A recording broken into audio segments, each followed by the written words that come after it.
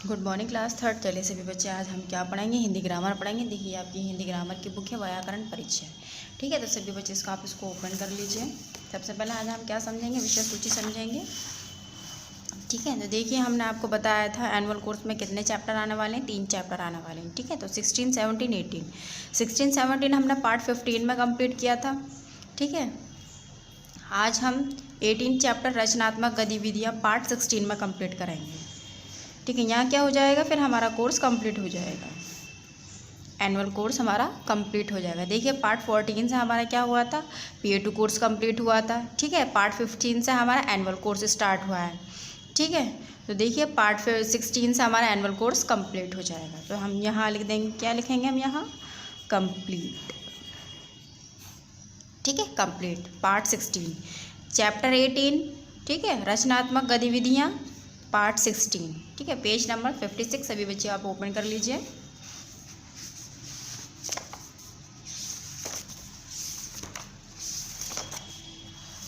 देखिए ये आपका पेज नंबर 16 है, 56 है। ठीक है, देखिए चैप्टर का नाम है आपका रचनात्मक गतिविधियाँ, चैप्टर 18। ठीक है, चैप्टर 18 है आपका, चैप्टर का नाम रचनात्मक गतिविधियाँ है। यहाँ सबसे पहले हम क्या करेंगे, अब हम पार्ट शो करेंगे। ठीक है, तो यहाँ लिखेंगे सभी बच्चे पार्ट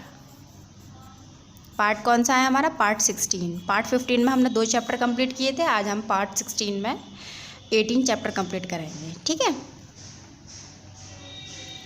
18 चैप्टर कंप्लीट करेंगे पार्ट 16 में। तो यहाँ सभी बच्चे डेट भी शो करेंगे, जिस डेट में आपके पास वीडियो जाएगी। ठीक है, तो चलिए सभी बच्चे आज हम क्या करेंगे, सबसे पहले पढ़ेंगे, पढ़ते पढ़ते हम समझेंगे भी। ठीक है, तो देखिए अपठित गद्यांश। ठीक है, अनसीन पैसेज। पहला देखिए, एक बार एक कुत्ते को बहुत ज़ोर से भूख लगी। ठीक है, एक बार एक कुत्ते को क्या लगी? बहुत ज़ोर से भूख लगी। वह रोटी की तलाश में निकला। किसकी तलाश में निकला? वो रोटी की तलाश में निकला। उसे एक रोटी मिली, वह रोटी को आराम से बैठकर खाना चाहता था। यानी जब उसको रोटी मिली तो क्या करना चाहता था? वो आराम से बैठकर खाना चाहता था रोटी। उसने वह रोटी मुंह में दबाई और नदी की तरफ चल पड़ा। ठीक है, नदी पर एक छोटा पुल था। नदी पर क्या था? एक छोटा पुल था। जब कुत्ता नदी पार कर रहा था तभी उसे पानी में अपनी परछाई दिखाई दी। क्या दिखाई दी उसको? एक परछाई दिखाई दी, क्योंकि वो कुत्ता पुल पार कर रहा था ना, तो पानी था, इधर भी पानी था, उधर भी पानी था, बीच में पुल रास्ता था। ठीक है, तो उसको अपनी क्या दिखाई दी? पानी में परछाई दिखाई दी।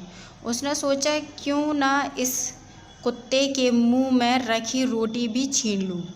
उसने सोचा क्यों ना मैं इस कुत्ते के मुंह में रोटी छीन लूँ, क्योंकि उसको अपनी परछाई दिखाई दे रही थी, तो उसको लग रहा था ये एक और कुत्ता है। वह दूसरे कुत्ते पर जोर से भौंका। भौंकते ही उसके मुंह की रोटी नदी में गिर गई। बेचारा कुत्ता भूखा ही रह गया। क्या रह गया? भूखा ही रह गया, क्योंकि जब वो भौंका, क्योंकि वो अपनी परछाई को समझ रहा था दूसरा कुत्ता। ठीक है, उसी जैसे उसके मुंह में रोटी थी, ऐसे उसके भी मुंह में रोटी थी, क्योंकि उसकी परछाई थी, इस वजह से तो वो समझा कि दूसरा कुत्ता है। तो उसके मुंह में रोटी जैसे भौंका कुत्ता, तो अपनी परछाई को देख करके फ़ौरन उसकी रोटी गिर गई, नदी में गिर गई। ठीक है, तो बेचारा कुत्ता क्या रह गया? भूखा रह गया। तो देखिए उसके यहाँ ये क्वेश्चन आंसर है, इसके प्रश्न उत्तर है। तो देखिए हमें क्या करना है, ये प्रश्न उत्तर इसमें से छांटने। तो देखिए प्रश्न लिखे हुए होते हैं, उसके उत्तर हमें क्या करने? छांटने होते हैं। तो देखिए इसमें से ये क्या हुआ है?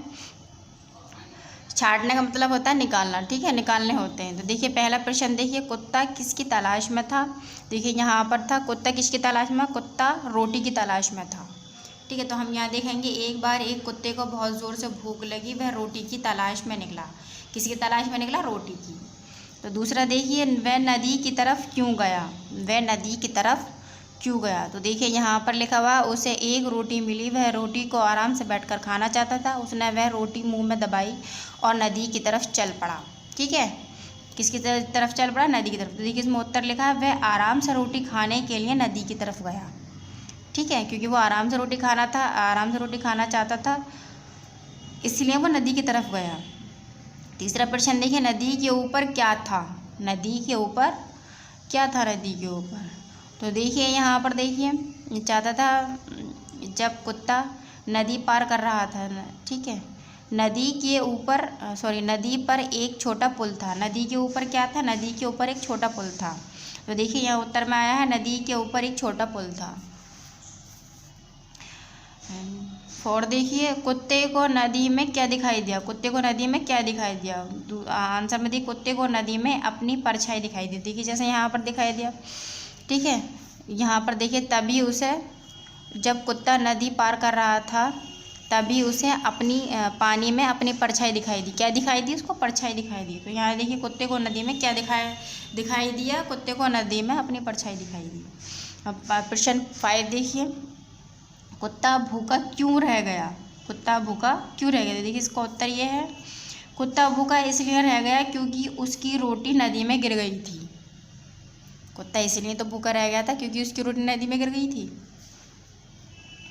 दूसरा देखिए, सुनिधि पहाड़ों पर घूमने गई, वहाँ उसने देखा कि एक बहुत बड़े पेड़ पर अखरोट लगे हुए थे। क्या लगे हुए थे? अखरोट लगे हुए थे।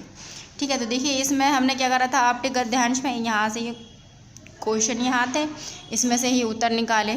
ठीक है, इसमें से ही क्वेश्चन तलाश करें, यहाँ ये पहले से ही लिखा हुए थे। ठीक है, दूसरा देखिए ये आपका है, सुनिधि पहाड़ों पर घूमने गई, वहाँ उसने देखा कि एक बहुत बड़े पेड़ पर अखरोट लगे हुए थे। सुनिधि ने पहली बार अखरोट का पेड़ देखा था। किसने देखा था पहली बार? सुनिधि ने। पेड़ के पास कद्दू की बेल थी, उस पर बड़े बड़े कद्दू लगे थे। सुनिधि को अखरोट भी पसंद थे और कद्दू भी। सुनिधि सोचने लगी, इतने बड़े पेड़ पर छोटे छोटे अखरोट और इतनी छोटी सी बेल पर बड़े बड़े कद्दू, ऐसा क्यों? ठीक है, ऐसा क्यों? बड़े पेड़ पर बड़े कद्दू होने चाहिए, यानी कि बड़ा पेड़ था जो अखरोट का था और छोटी बेल थी उसकी थी वो कद्दू की थी। तो ये सुनिधि सोचने लगी ऐसा क्यों। तो नेक्स्ट पेज पर देखिए, छोटी बेल पर छोटे अखरोट होने चाहिए, यानी कि छोटी बेल पर छोटे अखरोट होने चाहिए। बड़े, वह पेड़ के नीचे बैठी यही सोच रही थी। कौन सोच रही थी? सुनिधि सोच रही थी। ठीक है, कि तभी उसके सिर पर छोटा सा अखरोट आकर गिरा। उसने तुरंत कहा, पेड़ पर तो अखरोट ही ठीक है, अगर कहीं कद्दू होता तो मेरा क्या होता। किसने सोचा? कि सुनिधि ने सोचा। जो यहाँ पर ये सुनिधि सोच रही थी यहाँ बैठ करके, यानी कि बहुत बड़ा पेड़ है, उस पर तो छोटे छोटे अखरोट लगे हैं और एक बेल है उस पर क्या लगा हुए हैं? कद्दू लगे हुए हैं। ठीक है, तो यहाँ पर देखिए यहाँ बैठे बैठे की सोच रही थी कि यानी कि छोटी बेल पर छोटे अखरोट होने चाहिए थे और बड़े पेड़ पर यानी कि कद्दू होने चाहिए थे। तो तभी एक छोटा सा पेड़ के नीचे के बैठी बैठी सोच रही थी, तभी उसके सर पर एक क्या गिरा? अखरोट आकर गिरा ऊपर से। तो अखरोट आकर गिरा, ठीक है, पेड़ पर तो अखरोट ही ठीक है। तो फिर उसने एकदम क्या सोचा, उसने तुरंत कहा, पेड़ पर तो अखरोट ही ठीक है, अगर ये कद्दू होता तो मेरा क्या होता। ठीक है, अगर वो कद्दू होता तो उसका सर में बहुत ज़ोर से लगती। निम्नलिखित प्रश्नों के उत्तर सही विकल्प का गोला बनाकर दीजिए। ठीक है, इसमें गोला बनाकर देना है। ठीक है, तो देखिए सुनिधि कहाँ घूमने गई थी। तो देखिए हम यहाँ देखेंगे सुनिधि कहाँ घूमने गई थी। सुनिधि पहाड़ों पर घूमने गई थी। तो देखिए इसमें यहाँ ऑप्शन दिए गए, पहाड़ों पर, विदेश में या दोनों जगह। तो यहाँ लिखेंगे हम यहाँ गई थी, हम यहाँ गोला बना देंगे। ठीक है, सुनिधि पहाड़ों पर गई थी। नेक्स्ट देखिए, सुनिधि ने पहली बार क्या देखा। सुनिधि ने पहली बार क्या देखा? अखरोट का पेड़, काजू का पेड़ या दोनों। ठीक है, सुनिधि ने पहली बार अखरोट का पेड़ देखा। तो हम देखिए पहले पर लगाएंगे, गोल गोल बनाएंगे। ठीक है,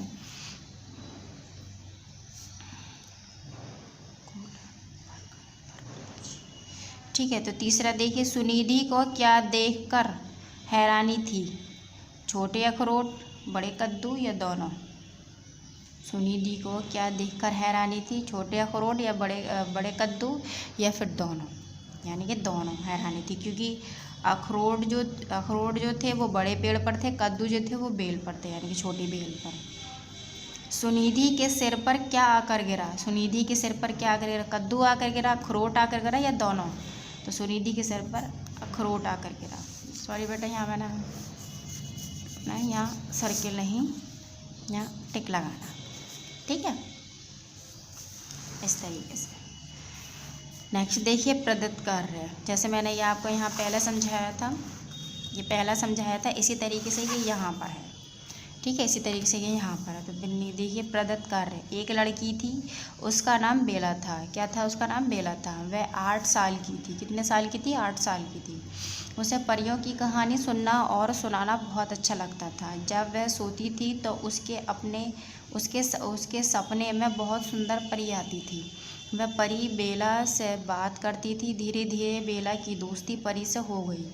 एक दिन सपने में बेला ने पूछा, क्या मैं भी तुम्हारी तरह हवा में उड़ सकती हूँ? परी ने कहा, क्यों नहीं, मेरा हाथ पहाड़ों जैसे ही बेला ने परी का हाथ पकड़कर उड़ना शुरू किया, वैसे ही बेला की आँख खुल गई। सुबह के 7 बजे थे। वह उठकर स्कूल जाने की तैयारी करने लगी। ये किसने कहानी देखी थी? पूरी बेला ने कहानी देखी थी। किसके ऊपर थी? बेला के ऊपर थी। तो देखिए यहाँ क्वेश्चन दिए गए हैं, इसके आंसर हमें क्या करने हैं, इसमें से निकाल रहे हैं। ठीक है। तो देखिए पहला क्वेश्चन है आपका, बेला कौन थी? तो देखिए यहाँ लिखा हुआ है, मैंने यहाँ पहले ही लिख लिया है, बेला एक लड़की थी। तो देखिए यहाँ लिखा हुआ है एक लड़की थी, उसका नाम बेला था। ठीक है। तो देखिए दूसरा क्वेश्चन है आपका, बेला ने परी को कहाँ देखा था? ठीक है। इसका आंसर है, बेला ने परी को सपने में देखा था। तो देखिए यहाँ पर लिखा हुआ है, बेला के सपने में कौन आती थी? उसे परियों की कहानी सुनना और सुनाना बहुत अच्छा लगता था। जब वह सोती थी तो उसके सपने में बहुत सुंदर परी आती थी। ठीक है। तो देखिए यहाँ लिखा, बेला ने परी को सपने में देखा। ठीक है। कहाँ की जगह सिर्फ ये लिखना था, सपने। ठीक है। तीसरा देखिए, बेला की क्या इच्छा थी? बेला की क्या इच्छा थी? तो देखिए इसका आंसर लिखा है, बेला की ये इच्छा थी कि परी की तरह हवा में उड़ना। बेला की क्या इच्छा थी? ये परी की तरह हवा में उड़ना। तो देखिए यहाँ पर है, धीरे धीरे बेला से दोस्ती परी से हो गई। एक दिन सपने में बेला ने पूछा, क्या मैं भी तुम्हारी तरह हवा में उड़ सकती हूँ? ठीक है। तो ये किसकी इच्छा थी? ये बेला की थी। तो चौथा देखिए नेक्स्ट, हवा में कौन उड़ सकता था? हवा में कौन उड़ सकता था? तो देखिए इसका उत्तर लिखा हुआ है, हवा में परी उड़ सकती थी। हवा में कौन उड़ सकता था? हवा में परी उड़ सकती थी। तो देखिए ये आपका वर्क बुक पर ही रहेगा। ठीक है। तो आप यहाँ लिखेंगे बुक वर्क।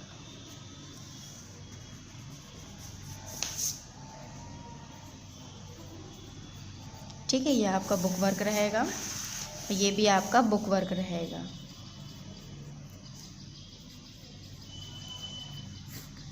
ठीक है। तो सभी बच्चे अच्छे तरीके से वर्क कंप्लीट करेंगे। अब हम नेक्स्ट पेज पर चलते हैं। देखिए ये आपका है चित्र वर्ण, यानी कि पिक्चर डिस्क्रिप्शन। तो देखिए ये आपका है, जो चित्र में दिखाया जा रहा है आपको, वही आपको सब लिखना है। तो देखिए अब हम यहाँ पढ़ेंगे और समझेंगे। तो देखिए ये चित्र होली का है। किसका हो चित्र है? ये होली का है।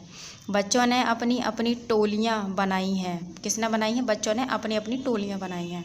एक टोली के बच्चे पानी फेंक रहे हैं। देखिए एक टोली के बच्चे क्या फेंक रहे हैं? पानी फेंक रहे हैं। ठीक है। और दूसरी टोली के बच्चे गुलाल लगा रहे हैं। क्या लगा रहे हैं? देखो दूसरे बच्चे की टोली की क्या लगा रहे हैं? गुलाल लगा रहे हैं। ठीक है।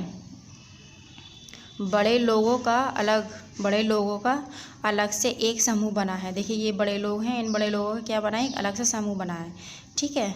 वे लोग एक दूसरे को सिर्फ गुलाल से टीका लगा रहे हैं। क्या लगा रहे हैं? एक दूसरे को टीका लगा रहे हैं गुलाल से, और गले मिलकर होली की मुबारकबाद दे रहे हैं। देखिए जैसे यहाँ पर दे रहे हैं।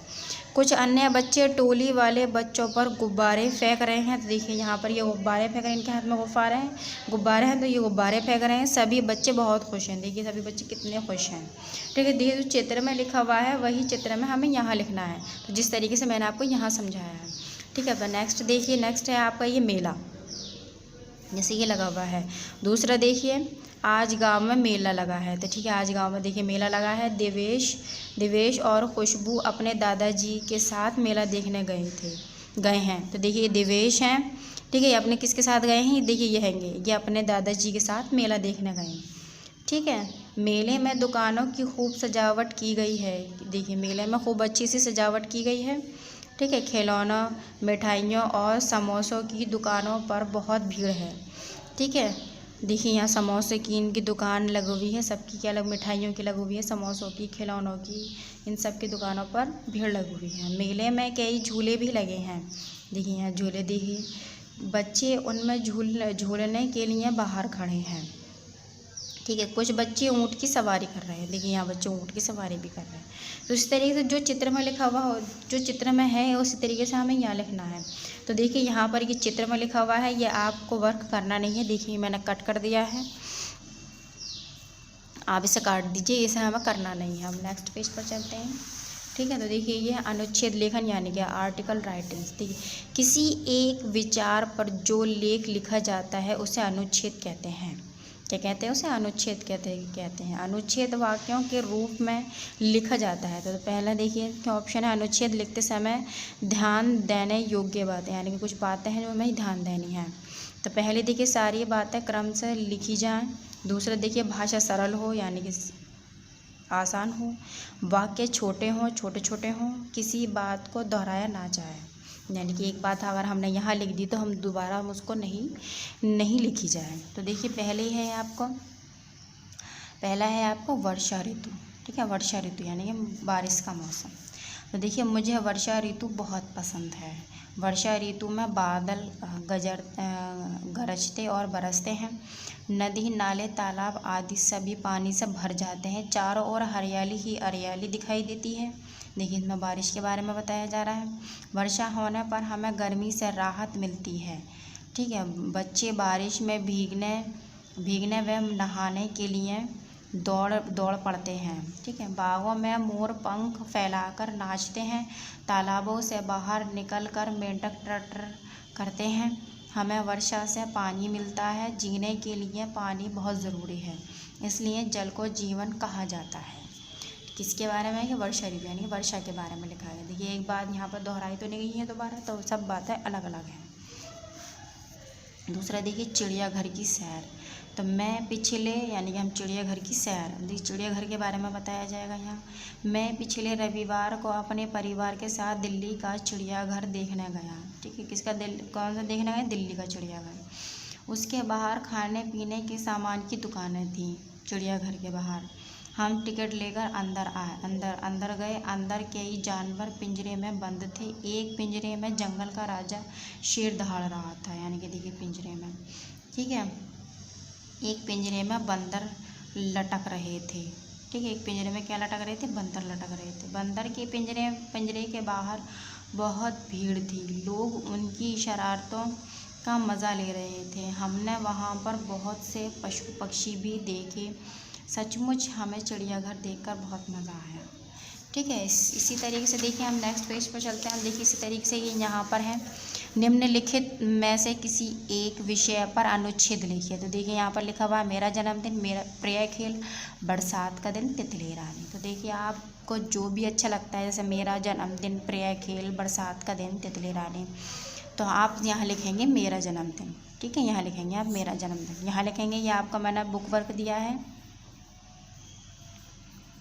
ठीक है, ये आपका बुक वर्क है, यानी कि होमवर्क है ये आपका। ठीक है, ये आपको बुक पर ही करना है। ये आपका बुक वर्क है, ये आपको होमवर्क में दिया है मैंने। ठीक है, मेरा जन्मदिन ये आपको यहाँ लिखना है। ठीक है, तो देखिए यहाँ नेक्स्ट देखिए आपका पत्र लेखन, आपकी राइटिंग है, यानी कि एस। ठीक है, लेटर राइटिंग। ठीक है, अपनी बात को लिख कर बताना या किसी को अपना संदेश लिख कर भेजना, यह कार्य पत्र की सहायता से होता है।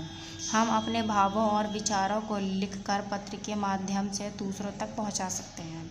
कि किसकी सहायता से, यानी कि पत्र की सहायता से। पत्र दो प्रकार के होते हैं। कौन से प्रकार के होते हैं? दो। एक तो औपचारिक, एक अनौपचारिक। औपचारिक में देखिए अधिकारी, अध्यापिका, प्रधानाचार्य आदि को लिखे जाने वाले पत्र। ठीक है, औपचारिक में। और अनौपचारिक में मित्रों, सगे संबंधियों आदि को लिखे जाने वाले पत्र। ठीक है, तो पहला देखिए औपचारिक, पहला है आपका औपचारिक पत्र। औपचारिक पत्र में क्या क्या आते हैं?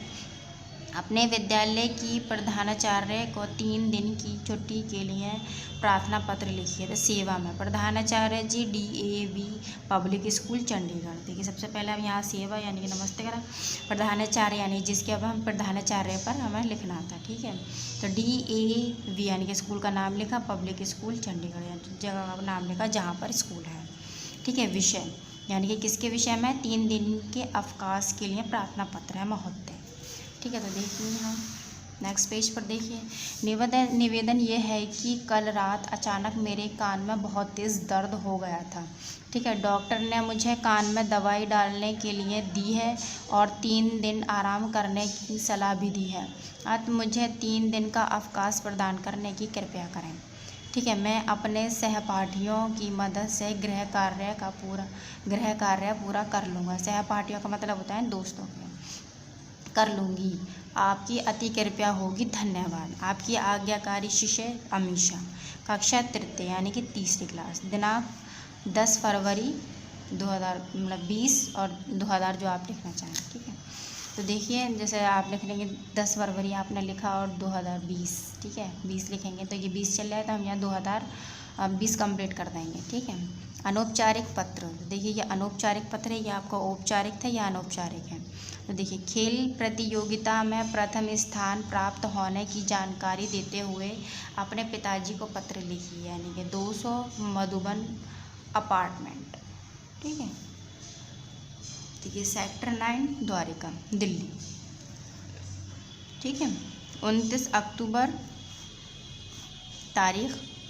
पूज्य पिताजी सादर प्रणाम। मैं यहाँ ठीक प्रकार से हूँ।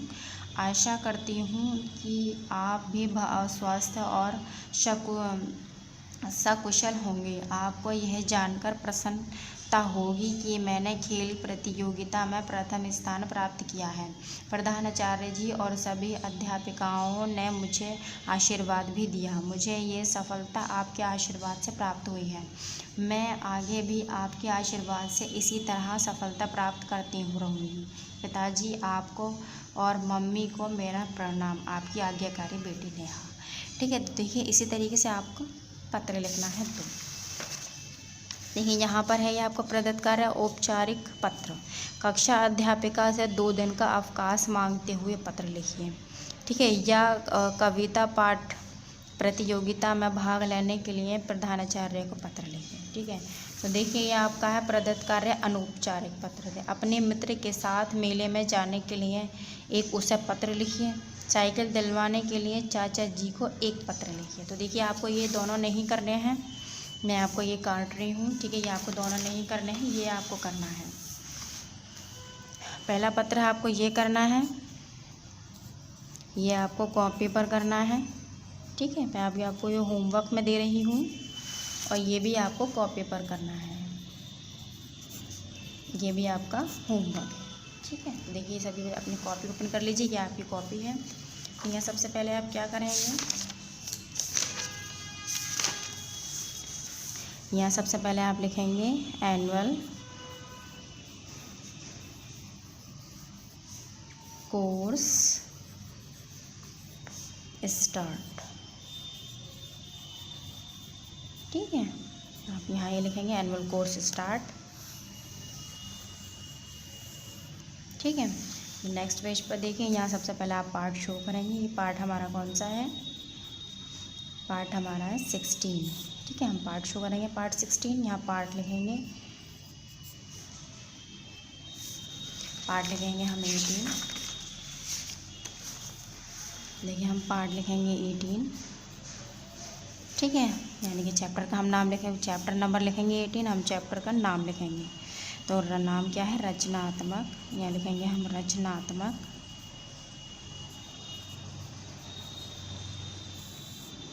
गतिविधियाँ। ठीक है, गतिविधियाँ।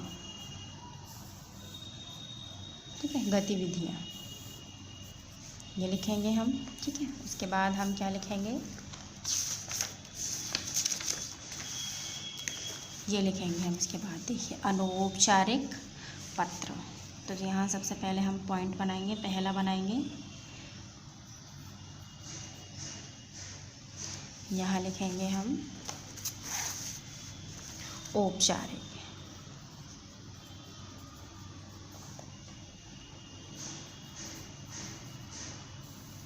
औपचारिक पत्र लिखेंगे। ठीक है, इस तरीके से। तो कौन सा पत्र लिख रहे हैं हम, अपने विद्यालय के प्रधानाचार्य को 3 दिन की छुट्टी के लिए प्रार्थना पत्र लिखिए। ठीक है, तो हम ये लिखेंगे। तो ये औपचारिक पत्र में है ये आपका, ठीक है। तो मैं यहाँ पर पेज नंबर शो कर रही हूँ। आपका पेज नंबर है 60, आपका पेज नंबर 60 है एंड 61 है, यानी कि 61 पर लास्ट है, ठीक है। ठीक है, नेक्स्ट देखिए दूसरा लिखेंगे हम इस तरीके से। देखिए यहाँ पर दूसरा है ये आपका अनौपचारिक पत्र।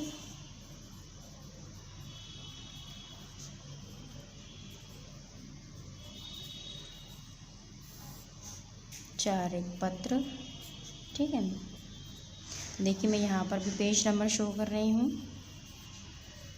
पेज नंबर है आपका 61, ठीक है 61। देखिए आपका 61 पर कंप्लीट है, तो सभी बच्चे अच्छी तरीके से वर्क कंप्लीट करेंगे। यहाँ क्या होता है, हमारा वर्क कंप्लीट हो जाता है, ठीक है। तो यहाँ हम लिख देंगे, जब हम ये वर्क कंप्लीट कर लेंगे तो यहाँ लिखेंगे हम एनुअल कोर्स कंप्लीट, ठीक है। हम बुक पर भी लिखेंगे,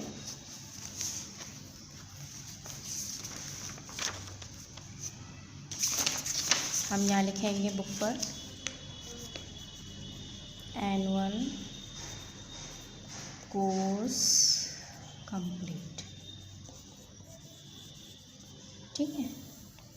यहाँ हम बुक पर भी लिख देंगे, ठीक है। तो यहाँ पर क्या होता है, एनुअल कोर्स कंप्लीट हो जाता है, ठीक है। तो आज सभी बच्चे अच्छे से वीडियो देखेंगे और वो कोर्स कंप्लीट करेंगे और अच्छे से पढ़ेंगे। Thank you.